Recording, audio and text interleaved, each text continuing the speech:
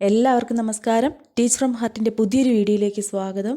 നമ്മൾ കേരള +2 +1 അല്ലേ, അതിൽ നിന്നുള്ള +1 ഹിസ്റ്ററിയിൽ നിന്നുള്ള ഫസ്റ്റ് ചാപ്റ്ററിലെ പാർട്ട് 5 വീഡിയോയാണ്. അപ്പോൾ ആദ്യത്തെ 4 പാർട്ടുകളിലായിട്ട് നമ്മൾ പുരാതന മനുഷ്യനെക്കുറിച്ചും അതുപോലെ തന്നെ അവരുടെ വേട്ടയാടലുകൾ, അവരുടെ ജീവിത രീതി, എങ്ങനെയാണ് അവർ കൃഷി ചെയ്തിരുന്നത്, അതായത് അലഞ്ഞു തിരിഞ്ഞ് നടന്നിരുന്ന മനുഷ്യൻ ഭക്ഷണം തേടിയിരുന്ന മാർഗ്ഗങ്ങൾ, അവർ പ്രധാനമായും കൃഷി ചെയ്തിരുന്നത് എന്തൊക്കെയാണ്, ഇങ്ങനെയുള്ള നിരവധി കാര്യങ്ങളാണ് കഴിഞ്ഞ 4 വീഡിയോകളിലൂടെ മനസ്സിലാക്കിയത്. അപ്പോൾ 5ാമത്തെ പാർട്ടിൽ ഇന്നത്തെ വീഡിയോയിൽ നമ്മൾ മനസ്സിലാക്കുന്നത് എന്താണ്, ഇന്നത്തെ ക്ലാസ്സിലൂടെ ആദിമ മനുഷ്യൻ എങ്ങനെയാണ്, അതുപോലെ നമ്മൾ കഴിഞ്ഞ ക്ലാസ്സിൽ അവരുടെ പണിയായുധങ്ങളുടെ നിർമ്മിതിയെക്കുറിച്ചും മരങ്ങളിൽ നിന്നും ഗുഹകളിലേക്കും തുറസായ കേന്ദ്രങ്ങളിലേക്കൊക്കെ എത്തിയതിനെക്കുറിച്ചൊക്കെ പഠിച്ചു. ഇനി അവരുടെ വിനിമയ രീതികൾ, അവരുടെ ഭാഷയും കലയും, അതിനെക്കുറിച്ചാണ് നമുക്ക് മനസ്സിലാക്കാനുള്ളത്. അതുപോലെ നായാടി സമാഹരണ സമൂഹങ്ങൾ പണ്ട് കാലത്ത് എങ്ങനെയായിരുന്നു, ഇപ്പോഴത്തേതിൽ നിന്ന് എങ്ങനെയാണ് ഭൂതകാലത്തിൽ അവ വ്യത്യസ്തമായിരുന്നത്, ഇങ്ങനെയുള്ള കുറച്ച് കാര്യങ്ങൾ കൂടി ആകുമ്പോൾ ഈ ചാപ്റ്റർ കംപ്ലീറ്റ് ആവുകയാണ്, 1ാം പ്രമേയം തീരുകയാണ്. അപ്പോൾ വീഡിയോയിലേക്ക് പോകുന്നതിന് മുമ്പ് നമ്മൾ ഈ കേരള +2 ചെയ്യണമെന്നുള്ളത്, അതായത് കേരള +2 കൂടി പഠിപ്പിക്കണമെന്നുള്ളത് എൻ്റെ ഒരു ആഗ്രഹമാണ്. അതായത് മറ്റുള്ള കുട്ടികളിലേക്ക് NAS +2ൻ്റെ കുട്ടികളെ പോലെ തന്നെ മറ്റ് +2കാർക്ക് കൂടി ക്ലാസ്സുകൾ ലഭ്യമാകട്ടെ എന്നുള്ളതിലാണ് ഞാൻ ഈ ഹിസ്റ്ററി കൂടി പഠിപ്പിക്കുന്നത്. അപ്പോൾ ക്ലാസ്സുകൾ പരമാവധി വീഡിയോ കാണുന്നവർ മറ്റുള്ളവരിലേക്ക് കൂടി ഷെയർ ചെയ്ത് കൊടുക്കുക, സപ്പോർട്ട് ചെയ്യുക. Okay. Modes of communication, language and art, വിനിമയ രീതികൾ, ഭാഷയും കലയും. അപ്പോൾ ജീവികൾക്കിടയിൽ നമുക്കറിയാം മനുഷ്യർക്ക് മാത്രമാണ് എന്തുള്ളത്, ഭാഷയുള്ളത് അല്ലേ. ഭാഷയുടെ വികാസത്തെക്കുറിച്ച് ഒരുപാട് അഭിപ്രായങ്ങളും നിലവിലുണ്ട്. അപ്പോൾ ഈ ഹോമിനിഡുകൾ ആദ്യകാലത്ത് ആംഗ്യ ഭാഷയാണ് ഉപയോഗിച്ചിരുന്നത് എന്നാണ് പറയപ്പെടുന്നത്. സംസാര ഭാഷയ്ക്ക് മുമ്പ് പാട്ടുരൂപത്തിലോ മർമ്മരങ്ങളായിട്ടോ ഒക്കെ എന്ത് ചെയ്തിരുന്നു ഉള്ള വാജ്യഭാഷയാണ് ആദ്യകാല മനുഷ്യർ ഉപയോഗിച്ചിരുന്നത് എന്ന് വിശ്വസിക്കുന്നു. അപ്പോൾ നമുക്കറിയാം ജീവികൾക്കിടയിൽ നമ്മൾ മനുഷ്യർക്ക് മാത്രമാണ് സംസാരിക്കാനല്ലേ ഭാഷ കൈകാര്യം ചെയ്യാനുള്ള കഴിവ്. അതിൽ ഹോമിനിഡുകൾ ആദ്യം ആംഗ്യഭാഷയാണ് ഉപയോഗിച്ചിരുന്നതെന്നും പറയപ്പെടുന്നു. അതുപോലെയാണ് ഈ പ്രിമേറ്റുകൾക്കിടയിലുണ്ടായിരുന്ന അനുകരണ ശബ്ദങ്ങളിൽ നിന്നാണ് സംസാര ഭാഷ ഉത്ഭവിച്ചത് എന്നുള്ള വീക്ഷണവും നിലവിലുണ്ട്. മനുഷ്യർ തുടക്കത്തിൽ തന്നെ മൃഗങ്ങളെയും പക്ഷികളെയും അനുകരിച്ചിരുന്നു. അത് പ്രധാനപ്പെട്ട ഒരു പോയിൻ്റാണ്. മൃഗങ്ങളെയും പക്ഷികളെയും മനുഷ്യർ പണ്ട് കാലത്ത് തുടക്കത്തിൽ തന്നെ എന്ത് ചെയ്തിരുന്നു, അനുകരിച്ചിരുന്നു. അതുപോലെ തന്നെ ധാരാളം ശബ്ദങ്ങൾ ഉണ്ടാക്കാൻ ശ്രമിച്ചിരുന്നു എന്ന് കരുതപ്പെടുന്നു. ഇതാവാം പിന്നീട് ക്രമേണ ഭാഷയായിട്ട് വികാസം പ്രാപിച്ചതെന്നാണ് പറയപ്പെടുന്നത്. ഇനി എപ്പോഴായിരിക്കാം ഈ സംസാര ഭാഷ ആവിർഭവിച്ചത്? ഇതിനെക്കുറിച്ച് വ്യത്യസ്തങ്ങളായ 3 അഭിപ്രായങ്ങളാണുള്ളത്. ഒന്നാമത്തേതെന്ന് പറയുന്നത് ഹോമോ ഹാബിലസിൻ്റെ മസ്തിഷ്കത്തിൽ അവർക്ക് സംസാരശേഷി നൽകുന്ന ചില പ്രത്യേക സവിശേഷതകളുണ്ട്. അപ്പോൾ അത് വെച്ച് നോക്കുമ്പോൾ ഭാഷ വികാസം പ്രാപിച്ചത് 2 ദശലക്ഷം വർഷങ്ങൾക്ക് മുൻപാണ്. അതായത് ഈ സംസാര ഭാഷ ആവിർഭവിച്ചത് എപ്പോഴാണ് എന്നതിനെക്കുറിച്ച് 3 വ്യത്യസ്ത അഭിപ്രായങ്ങളാണുള്ളത്. ഒന്നാമതായി പറയുന്നത് ഹോമോ ഹാബിലസിൻ്റെ മസ്തിഷ്കത്തിൽ അവർക്ക് സംസാരശേഷി നൽകുന്ന ചില പ്രത്യേക സവിശേഷതകളുണ്ട്. അത് വെച്ച് നോക്കുകയാണെങ്കിൽ അവയുടെ ജീവിത കാലഘട്ടം അല്ലേ, ആ 2 ദശലക്ഷം വർഷങ്ങൾക്ക് മുൻപാണ് എന്ത് ചെയ്തത്, ആദിമ മനുഷ്യ ഭാഷ ആവിർഭവിച്ചത്. രണ്ടാമത് എന്താണ് പറയുന്നത്, വാചിക മേഖലയുടെ പരിണാമവും ഭാഷയുടെ വികാസത്തിൽ തുല്യമായ പ്രാധാന്യം അർഹിക്കുന്നു. അതായത് ഈ കഴിവ് മനുഷ്യർ പ്രകടിപ്പിച്ചത് എത്ര വർഷങ്ങൾക്ക് മുമ്പാണ്? 2 ലക്ഷം വർഷങ്ങൾക്ക് മുമ്പാണ്.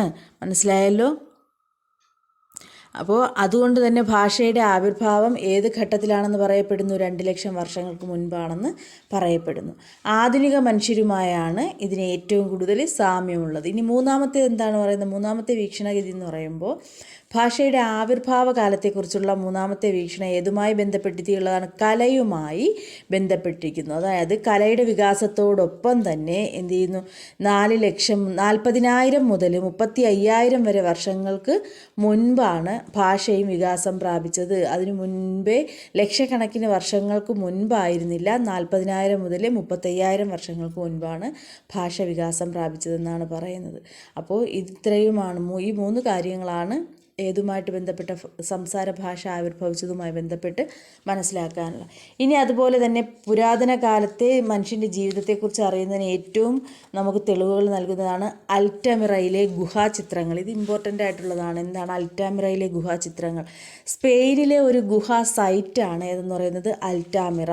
ഈ ഗുഹയുടെ മച്ചിലുള്ള ചിത്രങ്ങൾ വെളിച്ചത്ത് കൊണ്ടുവന്നത് ഒരു പ്രാദേശിക ഭൂ ഉടമയും ഒരു അമേച്ചർ പുരാവസ്തു ഗവേഷകനും ഒക്കെ ആരായിരുന്നു? മാർസിലോനോ സാൻസ് ഡി സൗത്ത്ലോയാണ്. അപ്പോൾ ഇദ്ദേഹം ആദ്യകാലത്ത് ഇത് നമുക്ക് മുന്നിൽ കൊണ്ടുവരുമ്പോൾ അല്ലെങ്കിൽ ഇതിനെക്കുറിച്ച് പറയുമ്പോൾ അന്നത്തെ കാലത്ത് ആരും എന്ത് ചെയ്തിരുന്നില്ല, അദ്ദേഹത്തെ വിശ്വസിക്കാൻ തയ്യാറായില്ല. അതിനുള്ള കാരണമെന്ന് പറഞ്ഞാൽ അതൊരിക്കലും ആ കണ്ടെത്തലുകൾ അംഗീകരിക്കാൻ യൂറോപ്യൻ പുരാവസ്തു ശാസ്ത്രജ്ഞർ തയ്യാറാകാതിരുന്നത് ആ ഗുഹാചിത്രങ്ങൾ പുരാതനമാണെന്ന് വിശ്വസിക്കാൻ ആർക്കും തോന്നിയില്ല. അത്രയ്ക്ക് പുതുമയുള്ളതായിരുന്നു.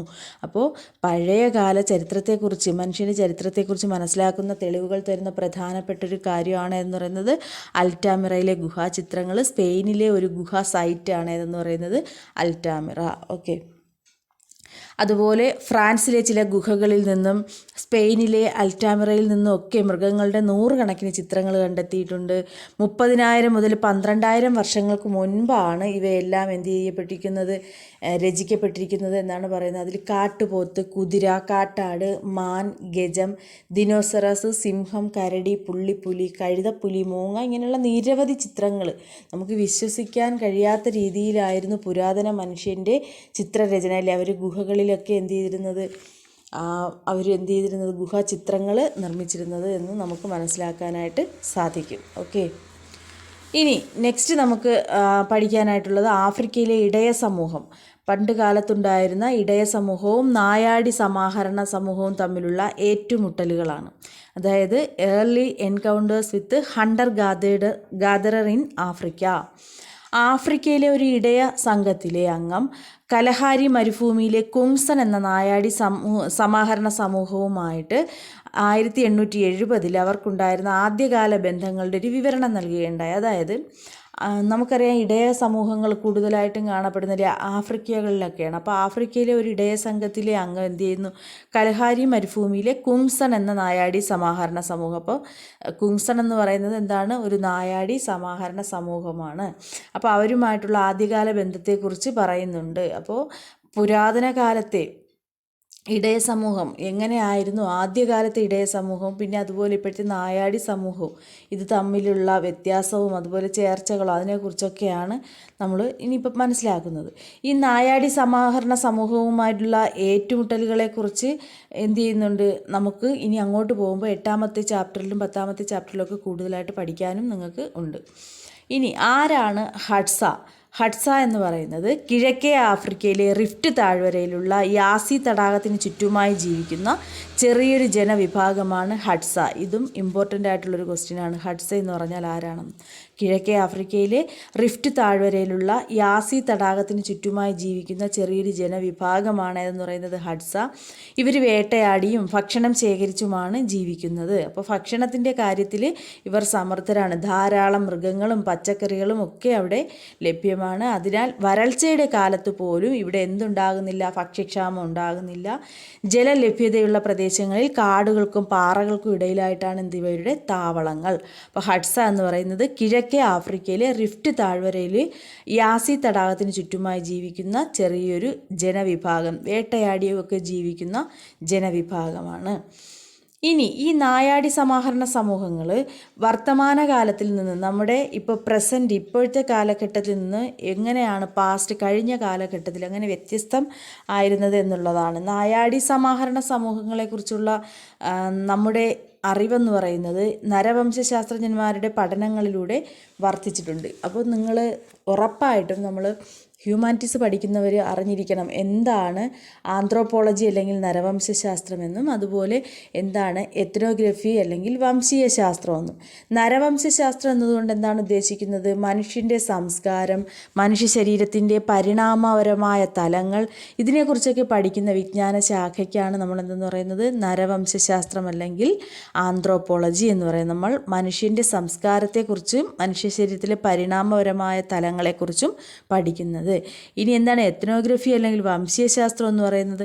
സമകാലിക വംശീയ ഗ്രൂപ്പുകളുടെ പഠനത്തെയാണ് വംശീയശാസ്ത്രം. അതായത് ഏകദേശം ഒരേ കാലഘട്ടത്തിൽ നിലനിന്നിരുന്ന വംശീയ ഗ്രൂപ്പുകൾ അതിനെക്കുറിച്ച് പഠിക്കുന്നതാണ് എന്ന് പറയുന്നത് വംശീയ ശാസ്ത്രം. അതിലെന്തൊക്കെ വരും? അവരുടെ ജീവസന്ധാരണ രീതികൾ, സാങ്കേതിക വിദ്യകൾ, അതുപോലെ ലിംഗപരമായ ധർമ്മങ്ങൾ, ആചാരങ്ങൾ, രാഷ്ട്രീയ സ്ഥാപനങ്ങൾ, സാമൂഹ്യ ആചാരങ്ങൾ, ഇതെല്ലാം എത്നോഗ്രഫിയിൽ ഉൾപ്പെടുന്നു. അപ്പോൾ മനസ്സിലായല്ലോ, ഇതാണ് ആന്ത്രോപോളജി, എത്നോഗ്രഫി എന്താണെന്ന് മനസ്സിലാക്കേണ്ടത്. അപ്പം നമ്മൾ പറഞ്ഞു വന്ന എന്താണ്? ലോകത്തിൻ്റെ പല ഭാഗങ്ങളിലും നായാടി സമാഹരണ സമൂഹങ്ങൾ ഇപ്പോഴും ജീവിച്ചിരിപ്പുണ്ടല്ലേ. ഇവരെക്കുറിച്ചുള്ള വിവരങ്ങൾ നമുക്ക് പണ്ട് കാലത്ത് ജീവിച്ചിരുന്ന ഭൂതകാല സമൂഹങ്ങളെ മനസ്സിലാക്കുന്നതിന് ഉപയോഗപ്പെടുത്താൻ കഴിയുമോ എന്നുള്ളൊരു ക്വസ്റ്റ്യനാണ് ഇവിടെ വരുന്നത്. അപ്പോൾ രണ്ട് തരത്തിലുള്ള വിരുദ്ധമായ അഭിപ്രായങ്ങളുണ്ട്. അതായത് ഇപ്പോഴുള്ള നായാടി സമൂഹ സമാഹരണത്തെക്കുറിച്ചുള്ള വസ്തുതകൾ ഉപയോഗിച്ച് ഒരിക്കൽ എന്ത് ചെയ്യാൻ നമുക്ക് സാധിക്കും? പണ്ട് കാലത്ത് ഉള്ള ഭൂതകാല സമൂഹങ്ങളെ വ്യാഖ്യാനിക്കാൻ കഴിയുമെന്നാണ് ഒരു വിഭാഗം പറയുന്നത്. അതേസമയം മറ്റൊരു വിഭാഗം പറയുന്നു ഒരിക്കലും എന്ത് ചെയ്യാൻ കഴിയില്ല, നമുക്ക് ഇപ്പോൾ ഉള്ള പ്രസൻ്റ് ആയിട്ടുള്ള സമൂഹങ്ങളെ വെച്ചിട്ട് കഴിഞ്ഞകാല സമൂഹങ്ങളെക്കുറിച്ച് മനസ്സിലാക്കാൻ കഴിയില്ല എന്നും പറയുന്നു. അതിനുള്ള കാരണം എന്താണ്? ഇപ്പോൾ ഒരുപാട് ഇപ്പോഴത്തെ നായാടി സമൂഹം എന്ത് ചെയ്യുന്നുണ്ട്? നായാട്ടും സമാഹരണവും ഒക്കെ നടത്തുന്നുണ്ടെങ്കിലും അവർ പല സാമ്പത്തിക പ്രവർത്തനങ്ങളിൽ ഏർപ്പെടുന്നുണ്ട്. വനോൽപ്പന്നങ്ങൾ കൈമാറ്റം ചെയ്യുകയും വിൽക്കുകയും ഒക്കെ ചെയ്യുന്നുണ്ട്. അപ്പോൾ അതുകൊണ്ട് തന്നെ പണ്ടുകാലത്തുള്ളവരുമായിട്ട് സാമ്യപ്പെടുത്താൻ കഴിയില്ല എന്നും പറയുന്നു. അപ്പോൾ ഇത്രയൊക്കെയാണ് ഈ ചാപ്റ്ററിൽ നിന്നുള്ള പ്രധാനപ്പെട്ട കാര്യങ്ങൾ പഠിക്കാനുള്ള. നമ്മൾ ഒരു ചാപ്റ്ററിൽ ഒരു വസ്തുത പോലും വിട്ടുപോകാതെ ഞാൻ നിങ്ങളെ കംപ്ലീറ്റ് ആയിട്ട്, അതായത് ടെക്സ്റ്റ് വെച്ചിട്ടാണ് ഞാൻ പഠിപ്പിച്ചത്. അപ്പോൾ എന്ത് ചെയ്യുക, നന്നായിട്ട് പഠിക്കുക. ഈ വീഡിയോ എത്ര പേരിലേക്ക് എത്തുമെന്നൊന്നും അറിയില്ല. കാരണം എന്താണ്, നമ്മൾ ഫസ്റ്റ് ചാപ്റ്റർ തുടക്കം ആയിട്ടേ ഉള്ളൂ. അപ്പോൾ ക്ലാസ്സുകൾ ആവശ്യമുള്ളവർ പ്രയോജനപ്പെടുത്തുക, മറ്റുള്ളവരിലേക്ക് ഷെയർ ചെയ്ത് കൊടുക്കുക. പഠിക്കുന്ന കുട്ടികൾക്ക് ആവശ്യമുള്ളവരിലേക്ക് ഷെയർ ചെയ്ത് കൂടി കൊടുക്കുക. ഇനി നമ്മളിതിൻ്റെ കൺക്ലൂഷനിലേക്ക് വരുമ്പോൾ എന്താണ് പറയുന്നത്? അനേകം ദശലക്ഷം വർഷങ്ങൾക്ക് മുമ്പ് മനുഷ്യനെ വേട്ടയാടി, വന്യമൃഗങ്ങളെ എന്ത് ചെയ്തു? മനുഷ്യൻ വേട്ടയാടിയും അതുപോലെ സസ്യോൽപ്പന്നങ്ങളൊക്കെ ശേഖരിച്ച് ജീവിച്ചു പോന്നു അല്ലേ. പിന്നീട് മൃഗങ്ങളെ ഇണക്കി വളർത്താൻ തുടങ്ങി. ഇതിനെക്കുറിച്ചൊക്കെയാണ് നമ്മളിതിൽ പറഞ്ഞത്. കൃഷി ചെയ്യാൻ തുടങ്ങി. അത് പിന്നീട് മനുഷ്യനെ ജീവിതത്തിൽ ഒരു സ്ഥലത്ത് സെറ്റിൽഡായിട്ട് താമസിക്കുന്നതിനുള്ള അവസ്ഥയുണ്ടാക്കി. അങ്ങനെ അവരെന്ത് ചെയ്യുന്നു? സ്ഥിരമായൊരു സ്ഥലത്ത് താമസിച്ച് കന്നുകാലികളെയൊക്കെ വളർത്തി നദീതീരങ്ങളിൽ സ്ഥിരതാമസം ഉറപ്പിക്കുന്നു. ഇതൊക്കെയാണ് നമ്മൾ ഈ ചാപ്റ്ററിൽ പഠിച്ചത്. ഇനി ഇതിലൊരു പ്രധാനപ്പെട്ട കാര്യം കൂടി പറഞ്ഞുതരാം. ഹിമയുഗം അഥവാ ഹിമാനി യുഗം എന്താണെന്ന് കൂടി പറഞ്ഞിട്ട് നമുക്ക് നിർത്താം. ഭൂമിയുടെ ഉപരിതലം ഒരിക്കൽ കട്ടിയേറിയ മഞ്ഞുപാളികളാൽ മൂടിക്കിടക്കുന്നതായിരുന്നു. ഈ പ്രതിഭാസത്തെയാണ് നമ്മൾ എന്തെന്ന് പറയുന്നത്? ഹിമയുഗം അല്ലെങ്കിൽ ഹിമാനി യുഗം എന്ന് വിളിക്കുന്നത്. ഭൂമിയുടെ ചരിത്രത്തിൽ ഇങ്ങനെ 4 ഹിമയുഗങ്ങൾ ഉണ്ടായിട്ടുണ്ട് എന്നാണ് പറയപ്പെടുന്നത്. അവസാനത്തെ ഹിമയുഗം അവസാനിച്ചത് ഉദ്ദേശം എത്ര വർഷമേ ആയിട്ടുള്ളൂ? 13,000 വർഷങ്ങൾക്ക് മുൻപാണ്.